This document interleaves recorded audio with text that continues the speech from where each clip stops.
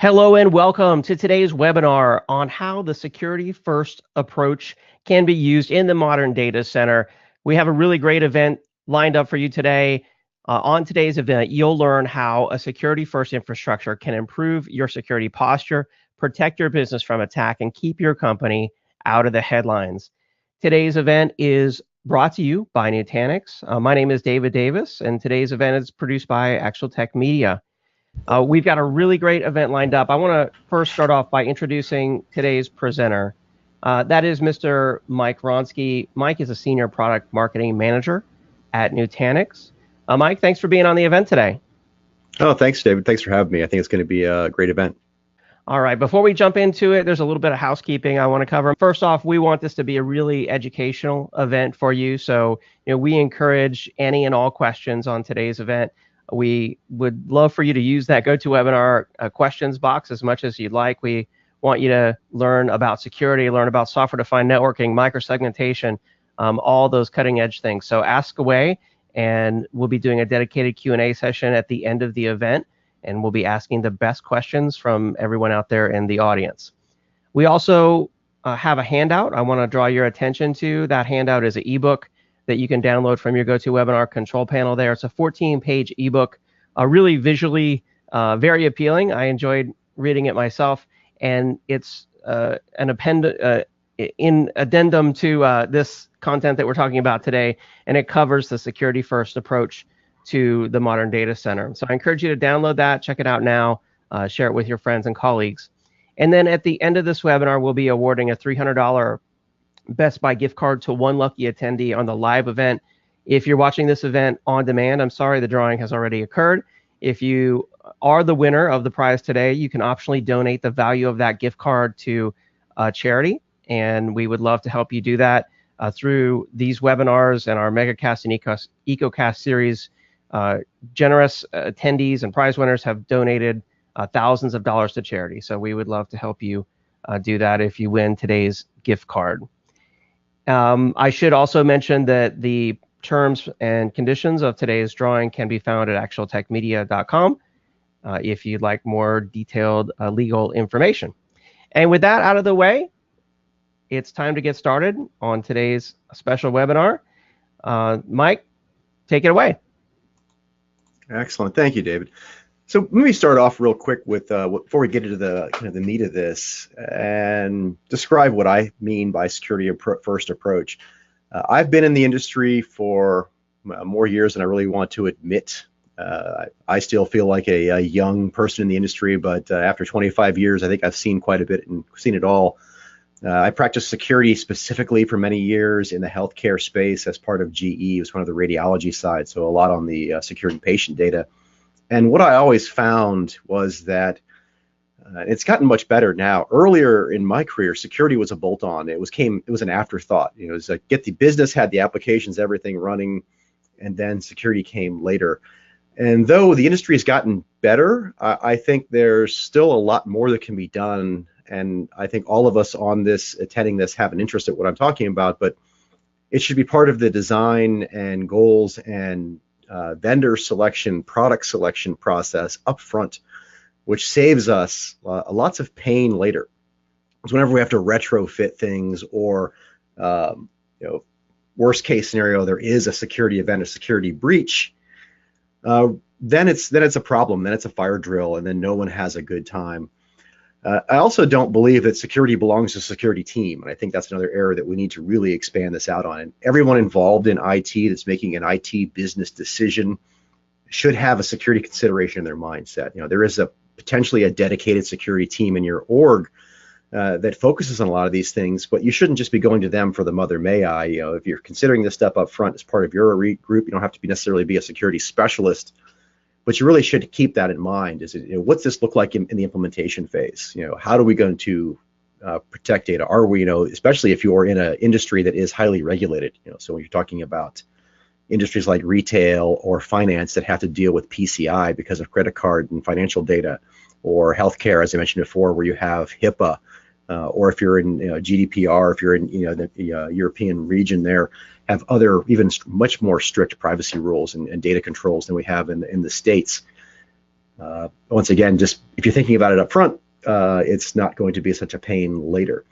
And why this is becoming more and more of a problem, it used to be, we would talk about things like denial of service. But now it's major breaches.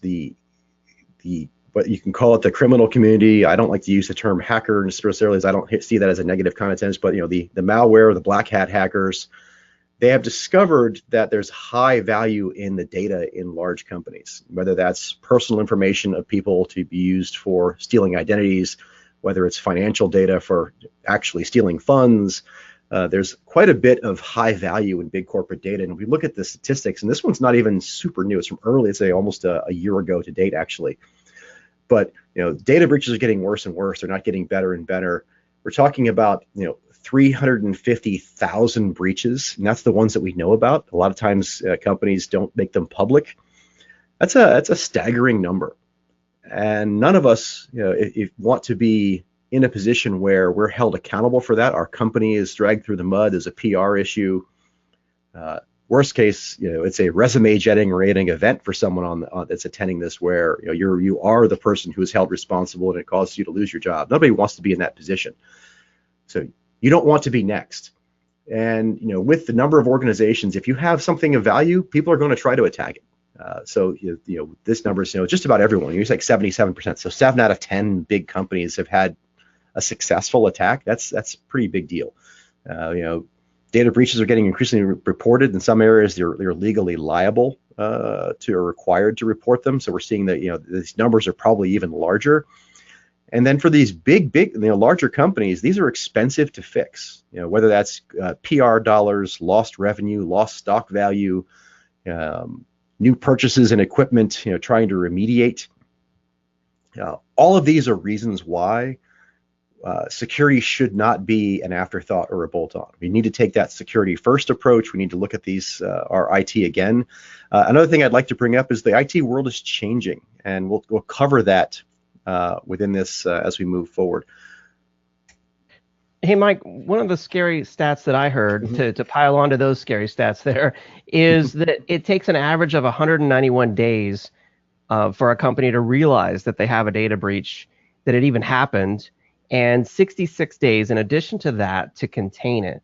So, I mean, what scares me, being a former IT manager, and I'm sure it scares a lot of IT pros on here as well, is, our company could be infected or breached already, and we don't even know about it. So, I mean, what's your take on that? Why do you think it takes so long to identify and contain these breaches? So it's a really good point, and it's worth exploring a little bit. So one area is that the sophistication's gotten higher.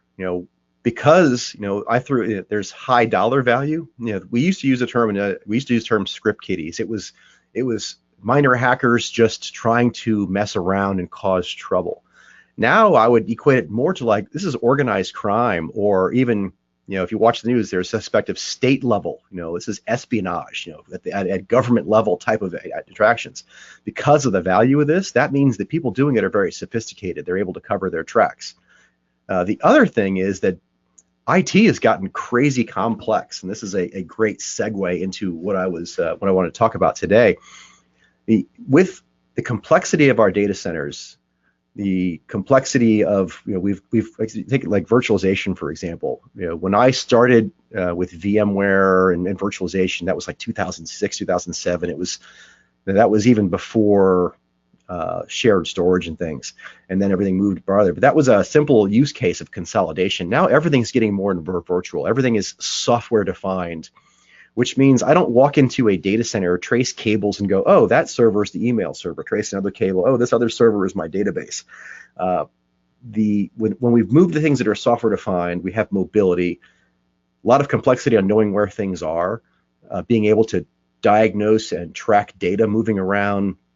Where do I insert security technologies for monitoring? Now let's layer that with public cloud, SaaS applications, where we have the data living in multiple places, and almost everyone is using some variety of some SaaS application.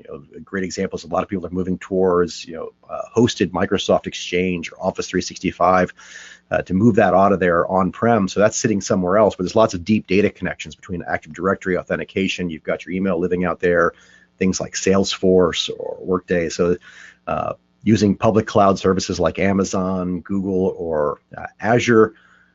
There's a lot of complexity in that, right? So then we have multiple vendors within our environment. So I have a network vendor, I have multiple operating system vendors, multiple flavors of Linux, multiple server vendors, and how to configure that. At the end of the day, the complexity compounds the ability to apply security. There's a lot of things that have to be covered. So that really does change the game. So to kind of circle back to your question, David, is that we've got highly sophisticated actors out there, combined with a complexity growth over the past 10 to 12 years of IT that has really made this a tough challenge. And I think that's the main reason why we see this long delay, where someone can sneak in, small chink in the armor, set up a base camp, to use an analogy, and then use fairly sophisticated tools to work their way through that complexity and then just go undetected for quite some time. So that's really where I think that's coming from. Another area of that is, and I alluded to this before, is that the perimeter is hard to define. When I started my career when I started focusing on security as part of my career, firewalls were everything, and then a little bit of like IPS, IDS. We really wanted to inspect traffic. But we had a pretty good idea of what was inside and what was outside. And that was really my point to that cloud of area. So now that we're getting into this time where there is a reason to go multi-cloud, there is a reason to look at specific services, maybe a good service from Google, a good service from Amazon, and something specific from Azure. So now I've got multiple public cloud providers. I have SaaS providers. I may have a hosted data center with one of the large hosting providers. I may have some on-prem stuff. I may have remote office, branch office. Edge computing is actually growing, which is crazy to think. Where the one thing is nothing ever dies in IT, right, David? It's like we used to think it was client server, and then we brought everything centralized to data centers again, and now we're going, well, there's so much data that we're generating with things like IoT that the perimeters for certain data sets are living in the branch or the remote side. Maybe that's manufacturing or oil rigs, whatever that be. So the net of that, I don't know what the perimeter is. What do I draw a box around to say where I line my security defenses? And yeah, then, used to. Go ahead. Sorry to interrupt, Mike. Used to the network was like the hard outer shell with the soft GUI center, the egg, if you will, of the data center or of the company. And so are you saying here that what we need to do is harden the core of the network? I think that's part of it. We need to harden all the pieces, really, when it comes down to it. And I'll talk a little bit more about suggestions why. But what we have now is I need to understand connectivity between all these different pieces. I need to understand where data lives. I need to classify my data and where is it at. So I've got, this is back to that same, I've got a very fuzzy, foggy, let's throw some cloud analogies in here. Call it fog, call it cloud, but it's hard to see where things are, what the perimeter is, which means where do I focus my attention? And that brings me towards being a little bit more application centric or try to break this thing down.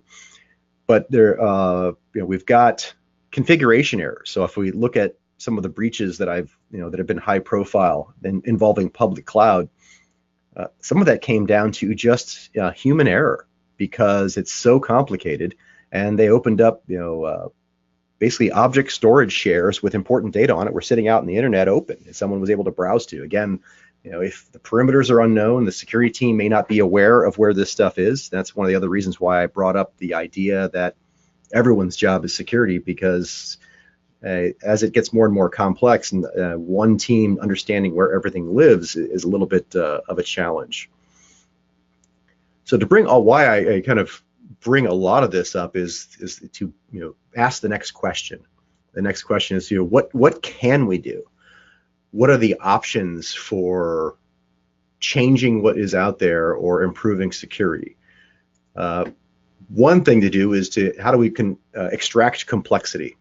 And so I think and it is my position that some of the things we've been doing were great decisions in the past. And again, I kind of grew up in the virtualization era of IT, where we had great value in having shared storage, SAN networks, disk performance, from the traditional vendors. And then, of course, a virtualization layer that was at the time dominated by VMware. But we don't have to do it in the same way. We can get the same benefits. So what I like to say is, this is a kind of a little bit of a segue into what Nutanix does. For those of you that aren't familiar, we really are known for HCI, or hyperconverged infrastructure. And when you're thinking about security, you may not immediately go, "That's great. That's a IT ops thing. That's not really a security issue." But removing the complexity at a base level, at a foundational level, there's a lot of benefits to switching to HCI from a security perspective. And that really does come in. So outside of the more obvious benefits of HCI, which is the more cloud-like, it's flexible. I can remove the complexity of storage. I can adopt more of a appliance-style model or a fractional consumption model, so making my on-prem data center much more like a public cloud. While doing that, I have less things to configure, less things to misconfigure, less things to secure. So I'm collapsing portions of my data center by starting off with an HCI foundation. At the same time, there's other business goals that I would suggest attending some of the other sessions that we've done together, where we talk more about the kind of financial benefits of HCI itself independently. But all of these things have a hard and soft cost. So the soft cost and the overhead is the overhead of having to manage all this and how to create security policies for individual vendors. So if I can extract a storage vendor configuration, extract a complex hardware vendor's configuration, simplify compute and virtualization configurations, that means that I have a better handle on general security alone. This is just at the base infrastructure level. We're going to take this up to the applications as we talk about this a little bit deeper. Yeah, so now it's time for a poll question. So everyone out there in the audience, check out the screen right now. I'm going to launch a poll. You should see this poll question on your screen. It says, "What's your biggest security concern for 2019?" And this might be a tough question because you have to just pick one. It's not a multi-select. So select one of the following, and I'm going to be sharing the results of this with you here in just a minute. I'm curious to hear what the responses are. So we've got almost half the audience voting now. Keep those votes coming in. I'll just leave it open for a few more seconds. All right, looks like most everyone has voted. I appreciate those votes. Let me go ahead and share the results with you, and we'll chat about it. All right, so it looks like it was a close tie here. So 33% said ransomware attack, and 35% said they're just trying to keep up with the existing infrastructure and the security requirements that they have. 22% said securing applications that cross into the public cloud, and then 9% said security for new technology, containers, and serverless. Mike, what do you think about the results? I'm not super shocked, but I would say it's a little bit as expected, and I will try to, my interpretation for the audience, and this is where sometimes it's fun to have a one-on-one conversation about things, but the keeping up with existing infrastructure being the slight leader here, that's a good telling statistic. And what it comes down to is we all know where the technology is changing. I have lots of conversations where people bring up containers, Kubernetes, serverless. They want to be more, people want to migrate towards cloud.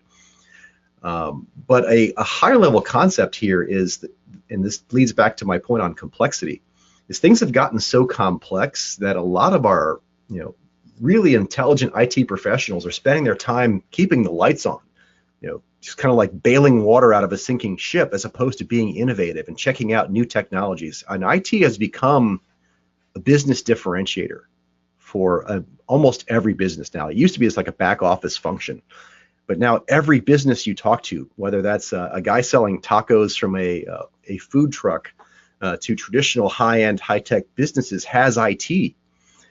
But if we're spending time just keeping the lights on, we can't even think about new technologies, much less, okay, how do I introduce and secure that new technology in my environment? I would say that maybe the ransomware stuff is related to this.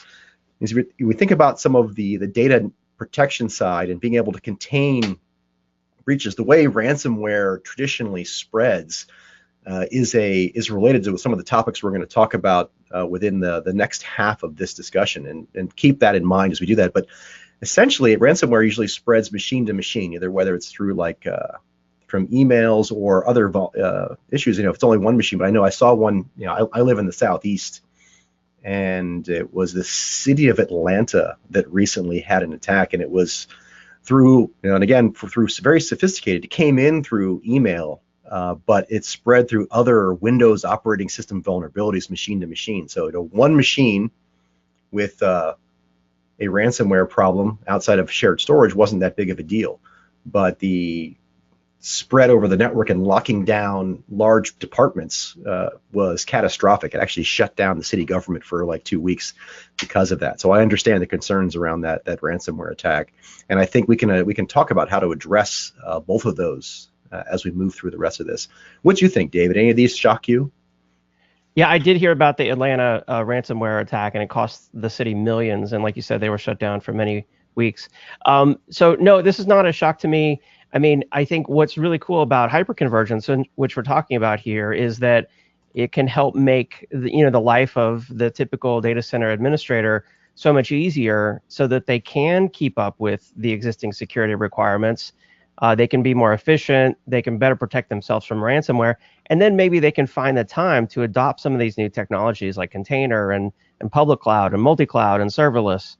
So let's chat now. Let's chat about hyperconvergence and security. I'll hand it back to you, Mike. Excellent. Let's get off the got a little ahead of myself there. There we go. So I've kind of broken these down into a number of, and not really any specific priority order, but 5 points I think are worth considering when we're talking about vendors. And I'm going to talk about it in context of what I know the best, which is Nutanix. And we'll talk about it generically at first, and we'll try to apply this to what we think about and do. But so when I say security first, your vendor should think security first as well. So all the way through their development lifecycle. And what I typically see when I get software and deploy software, whether it's something I'm doing for my own use or deploying other vendor software, and it hasn't really changed a whole lot in my careers now that I'm on the opposite side of this vendor seat, is that security is something you apply to software after the fact, and really that's not the way it should be. It really needs to be part of your vendor's development process, assessing software, scanning that software for known vulnerabilities. Open source has become a large component to a lot of commercial software, actually. So, and there's also their kind of core share components. I know I've seen some recent security vulnerabilities around things like SSH, which is a remote shell tool, and libraries around SSL, which is what we use to secure most web transactions out there. So a lot of those are libraries that are open source-ish or shared, that a number of vendors use. And if they're not paying attention, they end up shipping software that needs patching, et cetera. And that's going to happen. You really can't say that software's not going to have bugs. People aren't going to find stuff out. But if your vendor has a process for constantly evaluating, constantly looking at their code, what they're using, look at known vulnerabilities, taking hints from government security agencies. So like at Nutanix, we started off with a large customer base and a lot of success in U.S. Department of Defense and intelligence agencies. And one of those reasons why we had that success was because of our attention to detail around delivering a secure platform.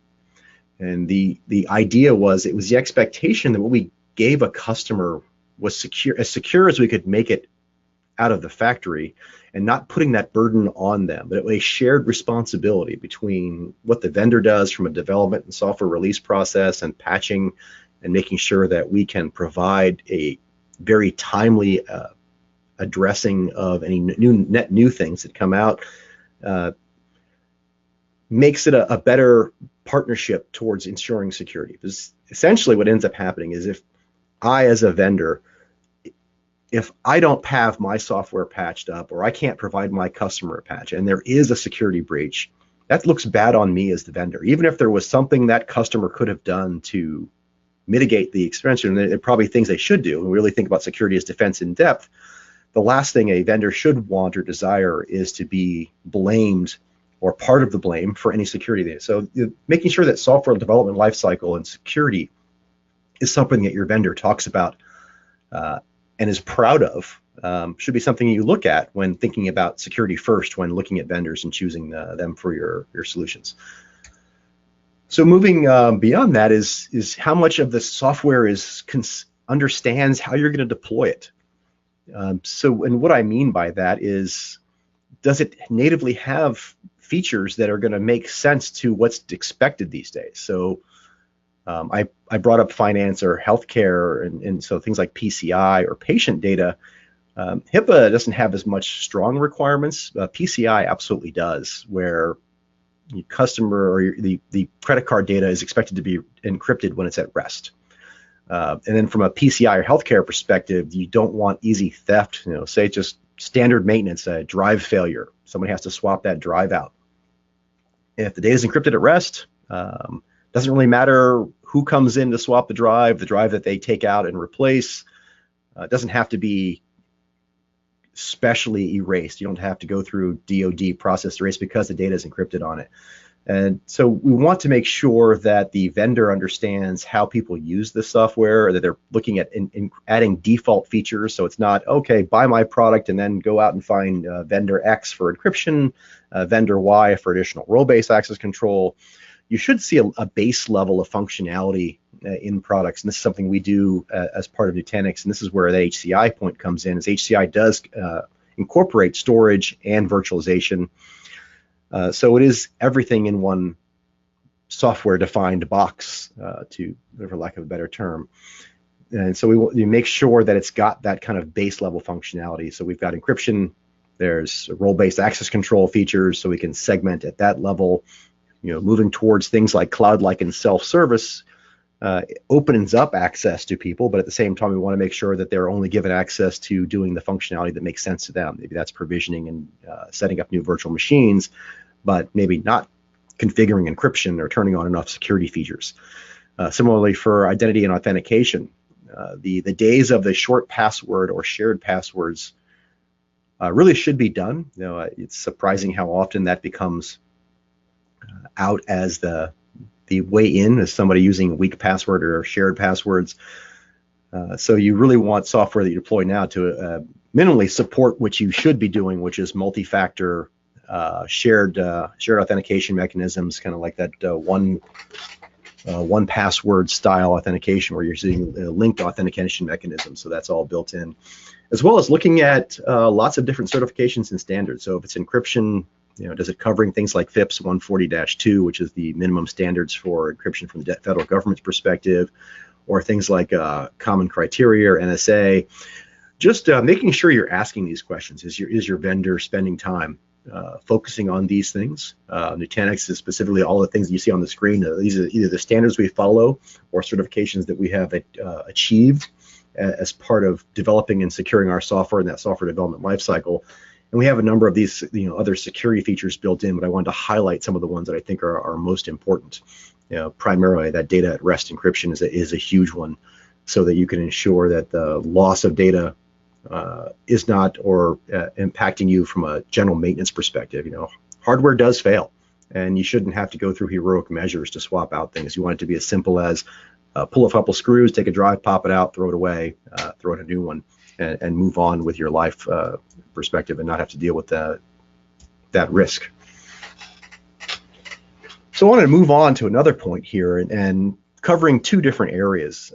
I titled this automation and self-healing, and it goes towards what I talked about from the complexity perspective earlier. So that introducing HCI will solve some complexity. It doesn't remove everything. We still have physical networking. We have connectivity to other clouds.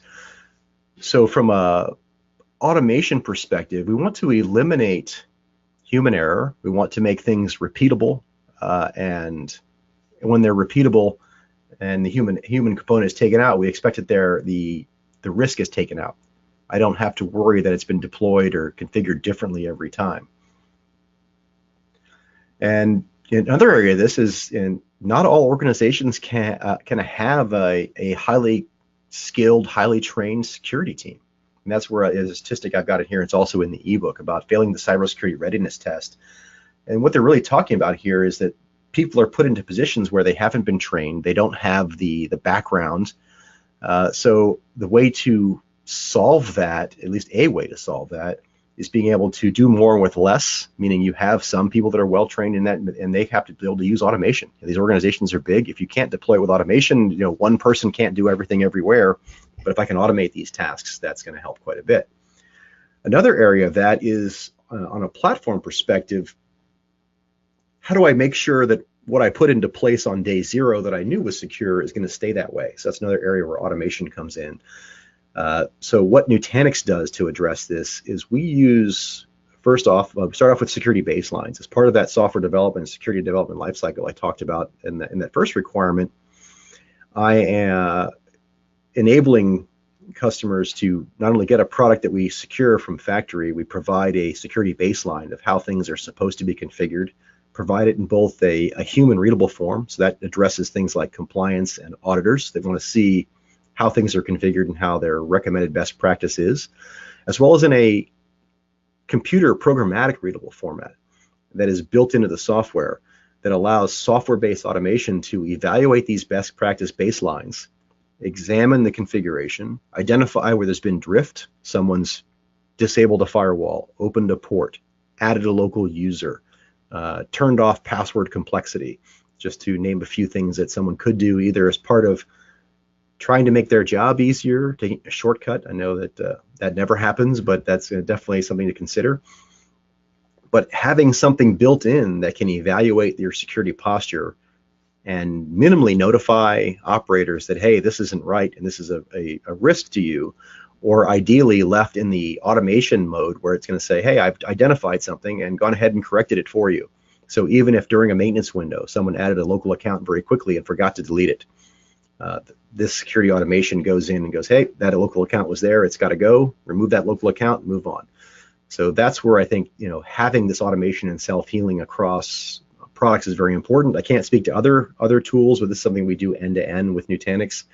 It is also an important point to talk about doing this across the full stack. So what we do with HCI is we are a vendor that supports running a hypervisor of choice, but I can't control other hypervisors. We do offer our own built-in hypervisor, and within that one, we can do the same kind of automation and self-healing, so that not only is storage, compute configured to a security baseline, virtualization can be configured to a compute baseline that you can take advantage of this automation and self-healing aspect. And that takes the burden off the team from having to apply these things or wonder what going through 100-page hardening guides. And that was my experience in the past. Is you download software or install software, there'd be one configuration guide to make it work and a separate configuration guide to secure it. And that always was backwards to me.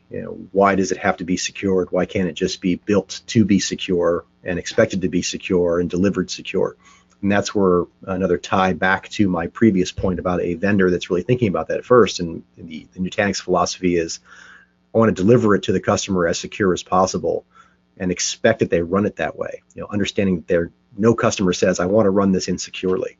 I want to run it in the most secure way possible. So why not deliver that to them out of the box experience, as opposed to expecting them to apply it as an after the fact scenario.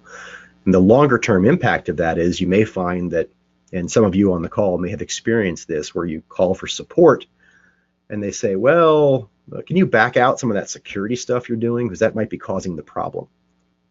That's a ridiculous answer, if you ask me. No one wants to hear that. These things are in production. You don't reduce your security posture to do diagnostics, because then you're adding some other risk. So you've already got a problem with the software vendor you're trying to get solved. The last thing you want to do is expose yourself to a security issue as part of the diagnostics there. So that's why we take the stance that we expect our customers to keep all the security turned on in the support organization and as far in the QA process before it ever gets to customer. Testing it and making sure it all works with the security on is a much more defensible position, I think, as part of that requirement. So moving a little bit deeper here, and this gets into some of that ransomware topics and other things. So I've talked a lot about what to expect from a vendor in other areas, but another thing to think about, and this addresses that perimeter problem that I talked about in the upfront section. When I can't define the perimeters, the next best thing to do is make that perimeter as small as possible. So the smallest entity in a traditional world is going to be the application server. If you look at what like Forrester thinks about this, and they previously called it something called like a zero trust model. The idea was the perimeters are hard to define. Let's change the game. Instead of trying to draw these big macro circles around everything, let's draw micro circles around the smallest pieces we can, and flip the game. So when I started off in my career, I mentioned this earlier, with where firewalls and deep packet inspection were all the rage as the primary security defenses. We usually did what we called a blacklist or deny policy, where we would allow all traffic and try to enumerate the bad things. And that's just because the list of bad things was easier to enumerate as opposed to trying to figure out what was required. And that's really the game changer, or the switch here. In a zero trust model, you only allow what's required. And that's not easy to do. Because it starts off with, well, what's required? And boy, I've got a lot of complex applications. Applications aren't just a single virtual machine anymore. It's not just a single container. It's these 15 virtual machines, 2 containers, and a couple outbound connections to the public cloud. So in that world, going to a model where I deny everything and only allow what's required means I have to know what's required really, really well. So before I can ever write any kind of policy, I want to look for visualizing, understanding the environment. So what Nutanix has taken and flipped this on its head again here is that we take that model to heart. We have the ability to do microsegmentation and this granular control through a function we call flow at Nutanix, but this really does apply broader. You can take this concept and idea, it will apply to anyone's data center that's attending this webinar. And that's just the premise. You need to be able to do that control, but they start off with visualize and discover. And that's where we start and define our policies as well, is start off with showing you exactly what's talking to what, how it's talking, what ports and protocols. And only after visualizing and then discovering all the different virtual machines, discovering the applications, do we want to start enforcing or defining policy. And I would say, any of you considering going this route, make sure that what you're selecting does provide that visualization and discovery. And it should work for traffic, not just within your data center, but also having a visibility into things that are entering and leaving, also visibility into things like containers and microservices. They have a different footprint. They look a little bit different on the network. So some legacy visualization and network visualization tools may not have a good visibility into, say, those SaaS connections or what's going on with microservices. So keep that in consideration as well as part of your visualization. Now, another area that needs to be considered here is how to mitigate the burdens of all this. So we've been able to do host-based firewalls for years, right? Linux has had IP tables for forever. Microsoft has had built-in host-based firewalls and group policy options. We didn't use that stuff because it was a management nightmare, and I really didn't know what had to be blocked. So we'd use it at the macro level, right? We'd block some stuff that we knew we had to block, but it really wasn't used at scale because of the complexity. So another benefit of what's going on in the data centers now is we have this virtualization layer that is much more aware of virtual machines traffic. So we combine the visibility and context of virtualization, the ability to build these visualization maps and discover applications and virtual machines. Now I have the opportunity to create interesting high-level policies. I can create categories or groups of virtual machines based on maybe what I provision. So these are databases.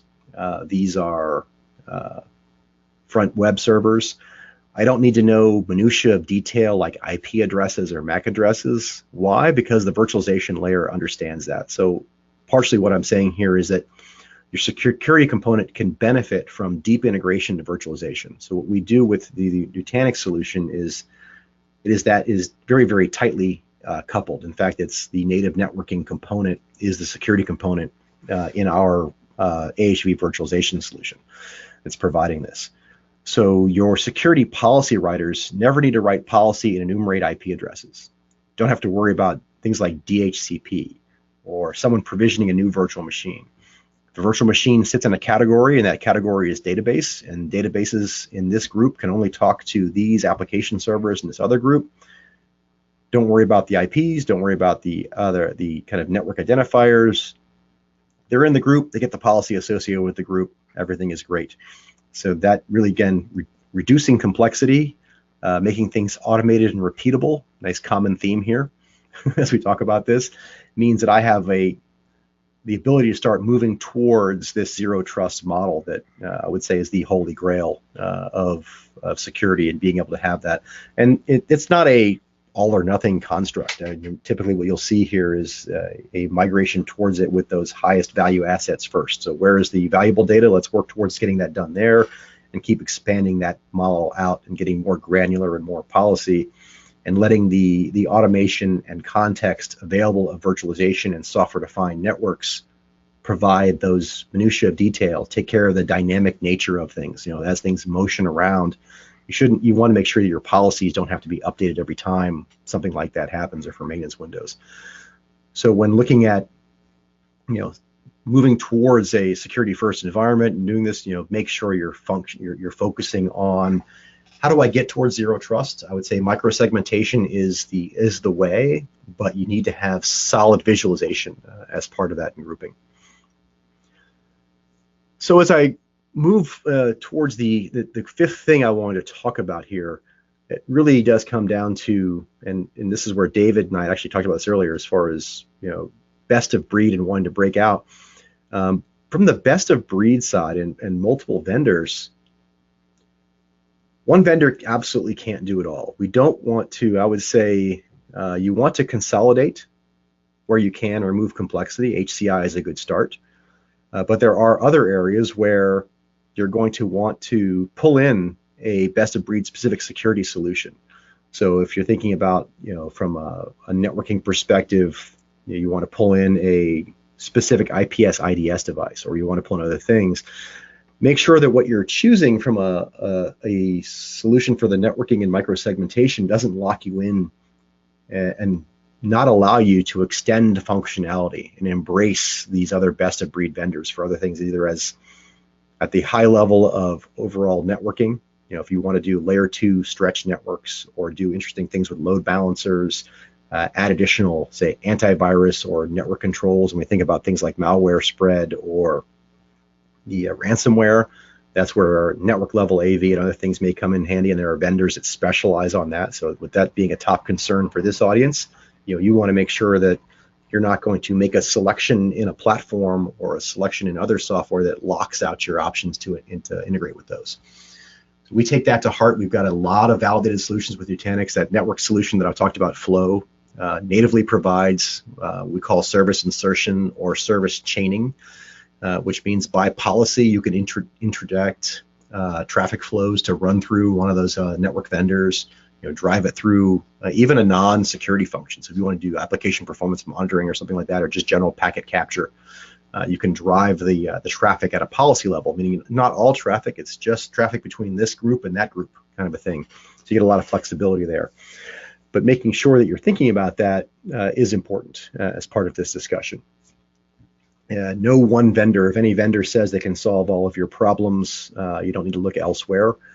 I would say move on. Make sure that they're providing what they can, and they know their lane, and they work tightly with other best of breed vendors to provide the end-to-end solution that's going to solve your security problems within that.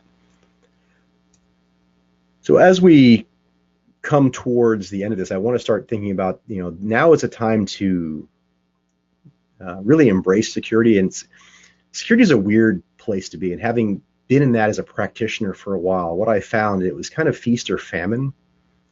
When there were highly public breaches, there was funding for doing this. It's kind of like insurance, right? People don't like to spend money on insurance, but security shouldn't be considered part of insurance. It really is a responsibility of all of us to safeguard our company data, because it's a company business risk now. It's not just an inconvenience.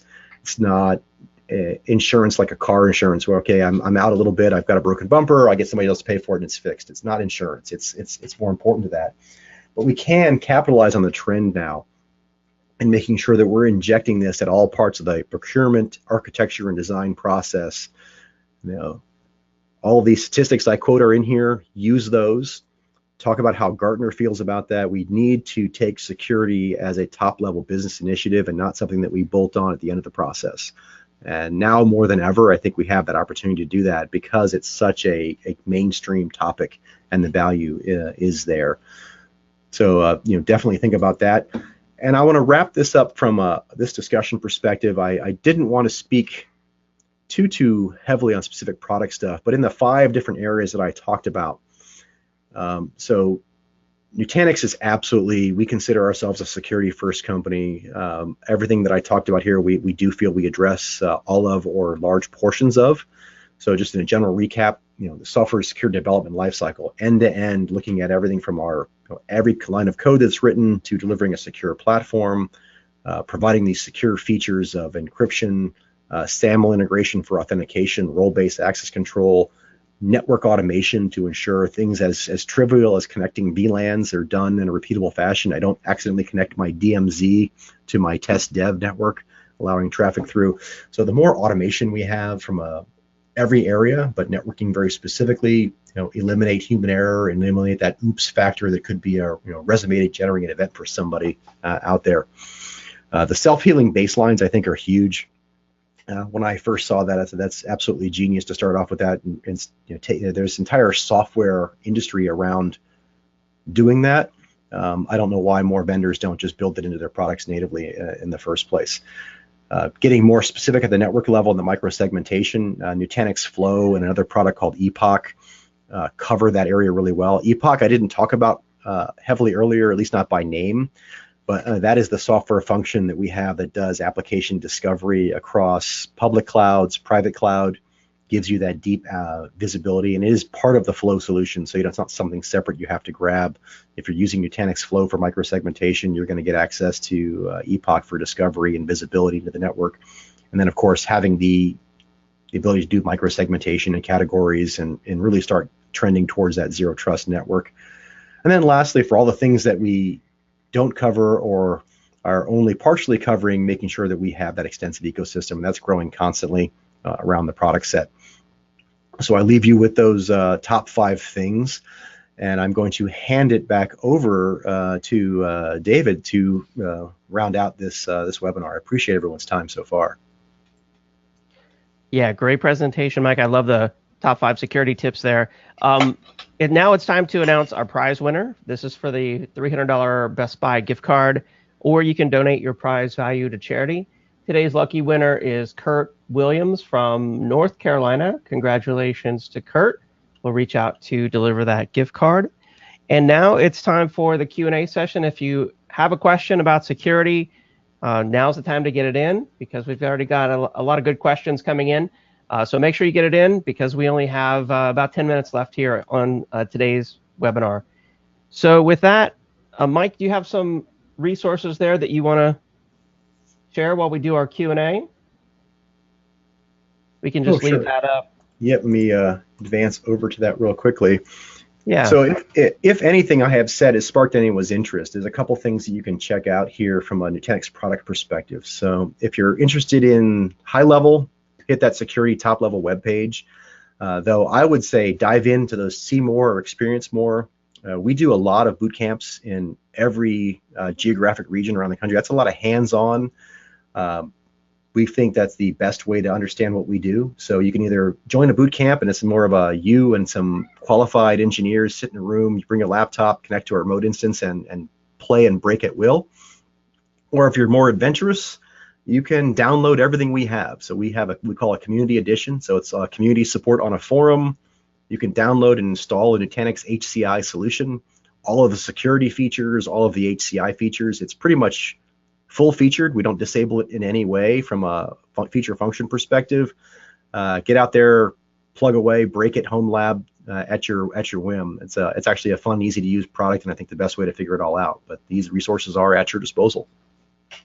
Awesome. Yeah, thanks for sharing those. I want to make sure we got those out as early as possible here.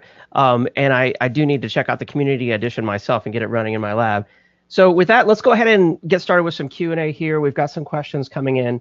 The first one that caught my eye here, and I don't know if this is part of the Nutanix solution or maybe a partner solution or something, would be basically, how do you know when you're breached? I mean, there's not a big alert or siren or something that goes off in most data centers.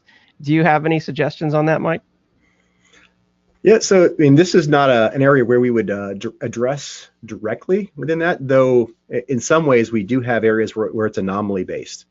So within what we do from the epoch side, and this is getting into some areas that I didn't talk a lot about, but the same feature function that lets me discover applications and understand network traffic flows and give those nice maps also has the ability to look at anomalous traffic, meaning a net increase in traffic or a large number of failed logins, for example.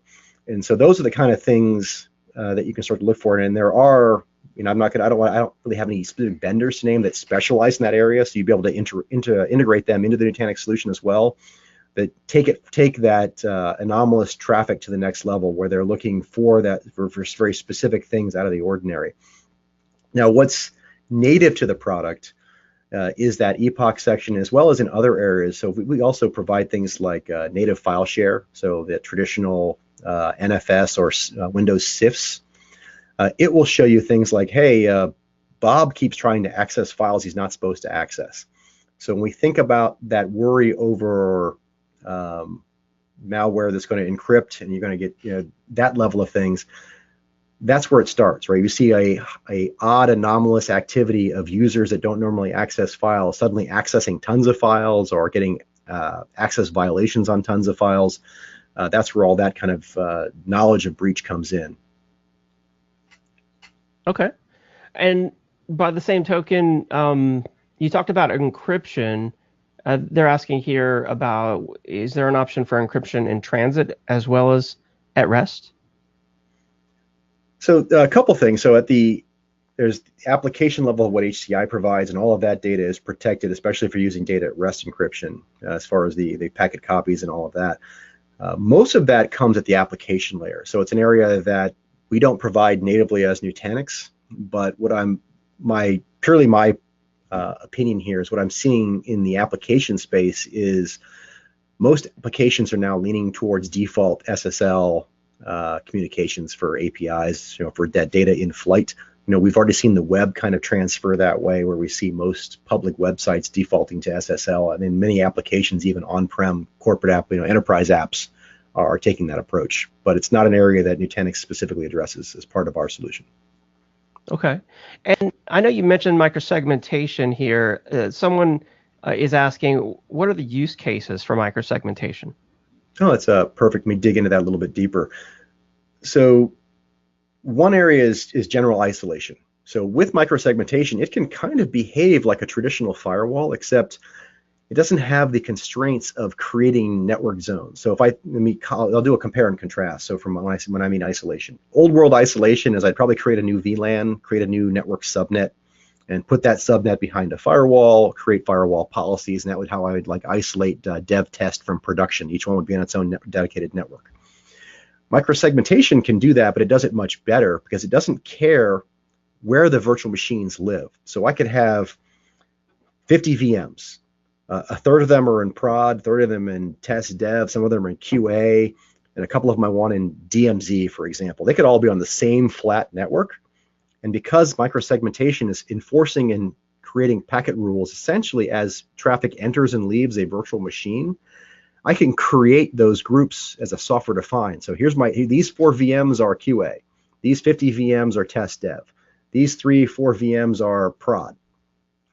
Numbers are way lower than scale, but I think you get my idea, and that's completely software defined. So if I change a VM and I want to promote a VM from, say, test dev to prod, I just change its policy, and now I've got new isolation. So that's kind of one area that I think microsegmentation excels in, making isolation really easy and easy to migrate things between.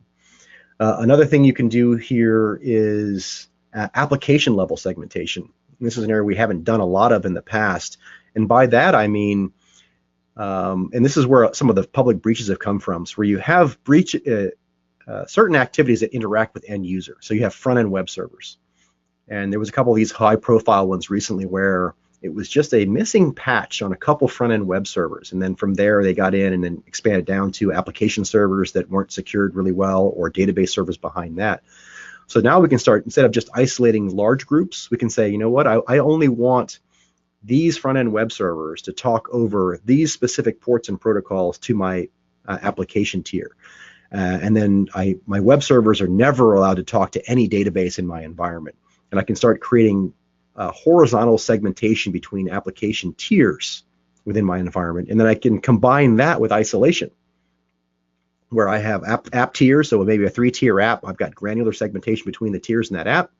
And then I combine that with, well, that app lives in the test dev environment. So that app can't, those components don't talk to the similar components in production until I promote the entire application. So you can start to see where I can build layers of smaller circles and smaller control points. And this is really the big value of microsegmentation. Very nice. Very nice. I can see where that would really better secure the core of the network and help you to create that zero trust model. Right. And that's really the kind of one other thing I admit, lateral movement. So once I've done that, it's almost impossible. So yes, a breach may happen. Some server may not get patched, but at that point, I'm not opening up the entire squishy center, to use your words earlier, to that attacker. It is stuck with its immediate neighbors and limited to whatever ports and protocols that are open, which may be so restrictive that known vulnerabilities and everything else just doesn't work. So that it really does change the game and prevent this mass exploration of your network once one small chink in the armor is found. Okay. And here's another question that came in. I mean, I know a lot of companies out there, they have existing network solutions, or maybe there's some feature or function they need that's not available in AHV or Flow. Does Nutanix work with different partners, for example, like Palo Alto? Oh, absolutely. Palo Alto was one of the first vendors to jump in with us and cover service, and that's that service insertion portion I was talking about. So what's great about our solution, and this was a design decision we made, there are other software networking solutions that use a technology called overlays. And if you do end-to-end overlays, things get a little bit complex and it can be hard to insert things. So what we've done is say, you know what, we're going to cover the virtual world really well. We're not going to use overlays. And what that means to the audience or potential users is we work with what they have now. So whether you're a Cisco or a Arista or another, Mellanox, throw another network vendor out there. I was having a brain issue there for a second. It's going to work for you. And then when you want to insert things like Palo Alto, it's a policy level insertion. So they've got a virtual version of their appliance. They have physical ones. You're able to just say, you know what, this traffic between these two tiers is high risk. I want that. I think Palo Alto calls it next gen firewall, which is that hybrid of IPS and firewall inspection for all that traffic. And that's absolutely the way it was designed to work. And you could pick that best of breed vendor for that. Okay, very nice. And then a question that came in here, they're asking about Flow. Is Flow, do you consider that to be an SDN solution? And how does it compare to like VMware's NSX? So SDN's a loaded term. I think it's one of those ones that I think means everything and yet means nothing, because it got, much like cloud a few years ago, a little overused by the industry. In some ways, it covers the major use cases for VMware's NSX. And that is microsegmentation, by the way. That's much like our survey showed, people are trying to secure what they've got now, and they're looking for ways they can do better with their existing security and take some of the burden off. So in that realm, it covers that use case. But for all the things that it doesn't do, that NSX may have solutions for, that's where we took that partner scenario that opens up the best of breed. So if it's big IP and F5 for load balancers, or you want to bring in Arista for layer 2 stretched networking and discovery, those are all the kind of integrations that we're building into Flow and AHV so that the networking team can make selections on how they want to do what's software defined for them. And it's going to still work fantastically well with the deep security and the virtualization that Nutanix is providing as part of our HCI and AHV solution. All right. Well, that's all the time we have for questions. That's all the time we have on today's event. Mike, it's been really great having you on this webinar today. Thanks for being on. It looks like you've got your contact information up there for anyone who wants to reach out directly to Mike if you have questions about AHV and security. The contact information is on the screen.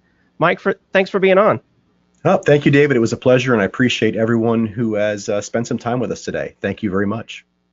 Yeah, thank you everyone out there in the audience for taking time out of your busy schedule to join us on today's event.